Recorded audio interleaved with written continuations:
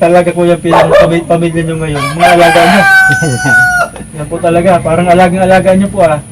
Alaga. May apat pang tuta dyan. Mayroon pong apat na tuta. So ang alaga nyo lahat ano?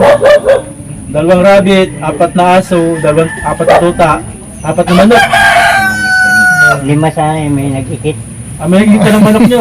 Talaga yan. Tapos yung rabbit po, ano pong plano nyo? Para ramihin din. Para yung bahog nyo kuya, para di kayo mahirapan.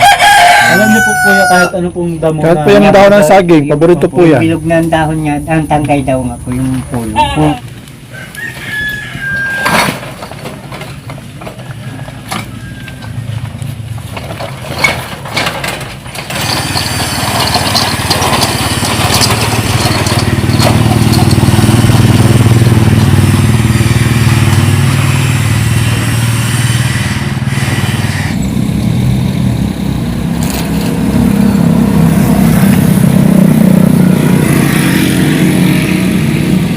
Naglahit po ako sa magulang.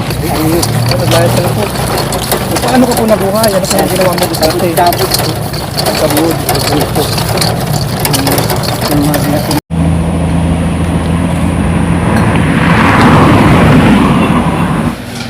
May nakita siyang bike doon na bagong dala nitong isang mag-junk shop. Parang gusto niyang bilhin, pwede para kasing repairin. Gagamitin niya raw pang service niya pagkalakal. Ano, bike. Kursunada niya kasi sayang daw. Yun nga naman kariton niya ay bigat na bigat siya sa pagtulak.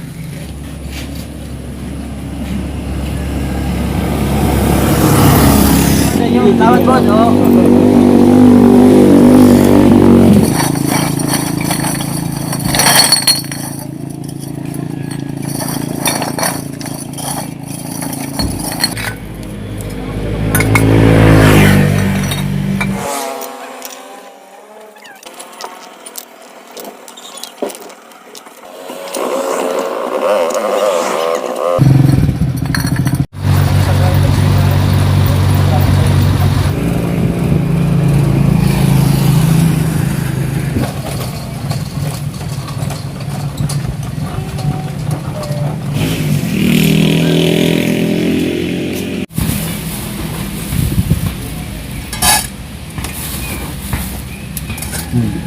Na. Ayan.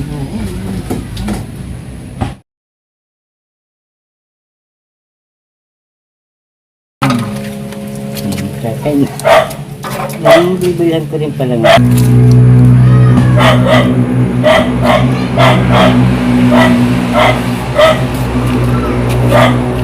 Ilan po yung aso mo kuya? 4 po yung bali, ano yan? Dalo. Yung dalawang teta. 8 aso. 4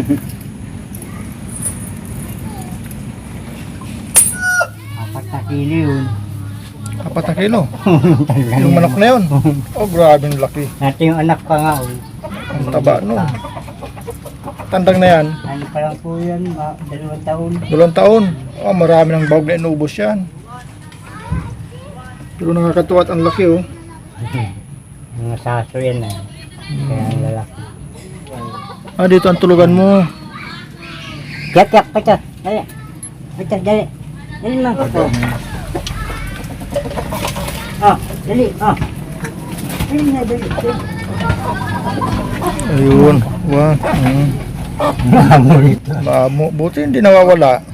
Nanakawan niya ako dito yung dalawa. 2. Yan, Talaga yan. Oo.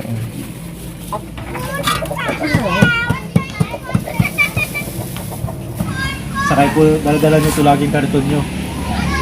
Tapos pagka marami na, ibibinta nyo po doon. Tapos pagka nakabinta naman kayo, papamili nyo ng mga bahog ng alaga nyo. Pagkain. Pagkain nyo rin po. Ulam. Ulam nyo. Ayun. Pagkapi. Pero kayo po ay may anak. Wala po. Wala po kayong Binata po. wala kayong anak. Matandang binata po. Yung buhay. Tandang binata. Oo. Nakitahan ka na may bawag ka na. Ayan dyan. Malapit na sa'yo. Kaya pala napakami. Ibig sabihin ko yan. Tabaw.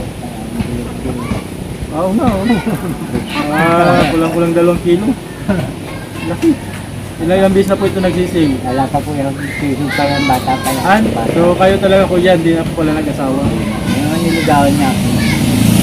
katuwa ko na lang dito ay pag yung kami nagkatiya, kayo kaya, o kayo. Pero hindi naman kayo napapagod sa paghahanap ng mga pagkain para sa mga alaga nyo kasi sobrang dami yung alaga. Hindi naman. Magiging kapartner mo na pala itong bike na ito. Okay pa naman yung batalya niya, yung body. Yung gulong niya, medyo makapal pa. Ang papapalitan lang dito kuya, napansin ko yung bearing. Bearing na po. Bearing, kadina. Kaya papalitan niyo po yung bearing kadina.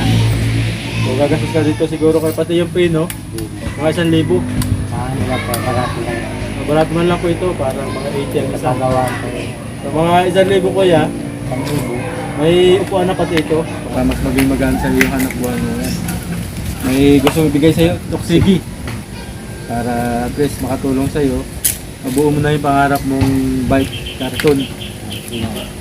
Bali, 3,000 yan kuya. Salamat po. Kamusta? May naipon ka na rin talaga sa anak kuya? Ay na ulit ka. Ano ubuso niyo sa pagkain yung mga alaga nyo?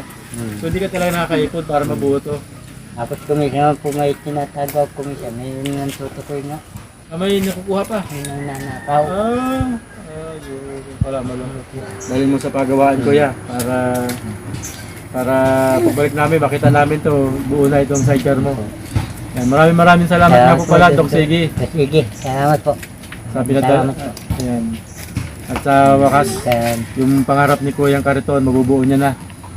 Saka ito, binili po natin to ng 500 pesos. Doon sa magbabakal din. Sa nangangalakal din, 500. Pwede pa daw magamit. Sa tingin na namin, Kawal, pwede ba ito magamit? Ganda pang gulong po. Papalitan lang pati na. Ayun, tatagal pa ito Pwede na lang. ng 2 taon. Maiginin nga po pala sa lahat ng aming mga sponsor, mga viewers na lagi sumusuporta sa amin. Salamat po.